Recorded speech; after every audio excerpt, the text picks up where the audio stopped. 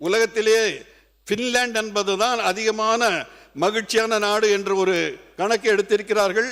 அதற்கு காரணம் அங்கு இருக்கின்ற கல்வி, அந்த கல்வி சிறப்பான கல்வி என்று சொல்லுகிறார்கள்.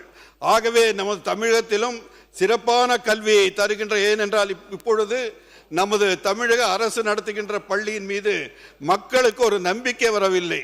நான் சார்ந்த நீலகிரி மாவட்டத்திலும் கூட இந்த ஆண்டு 3 கிராம பள்ளிகள் மாணவர்கள் இல்லாமல் மூடப்பட்டு உள்ளது. ஆகவே அந்த நிலையை மாற்றுவதற்கு சம்பந்தப்பட்ட கல்வித்துறை எல்லாம் முயற்சி மேற்கொள்ள வேண்டும் என்பதை எனது எண்ணத்தை பகிர்ந்து கொள்ள நான் விரும்புகின்றேன். பள்ளிக்கல்வித்துறை அமைச்சர்.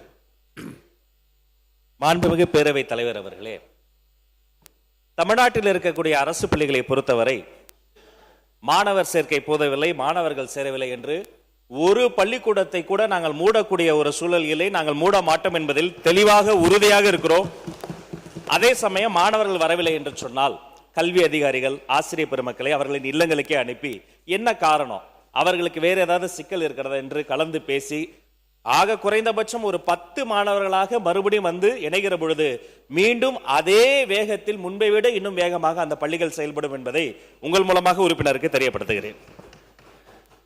மிக்க நன்றி அமைச்சர் அவர்களே.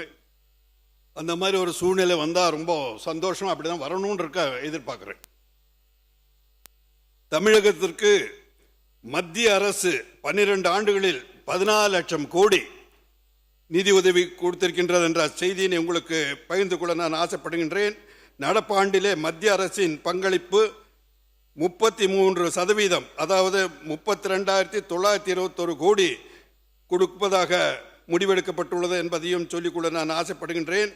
ரயில்வே துறைக்கு 7,011 கோடி, அதுவும் ரயில்வே துறை இன்று இந்தியாவிலே மிகச் சிறப்பான ரயில்வே துறையாக நமது ரயில்வே துறை இயங்கிக் கொண்டிருக்கின்றது.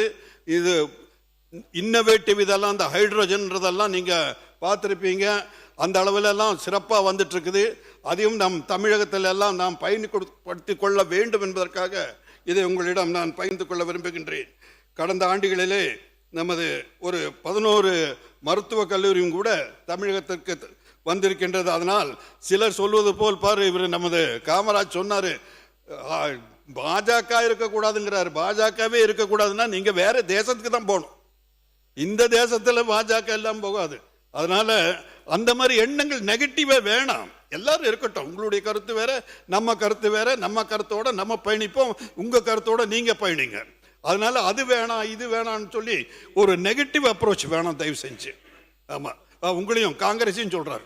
ஆமா, நீங்களும் சொல்லணும்.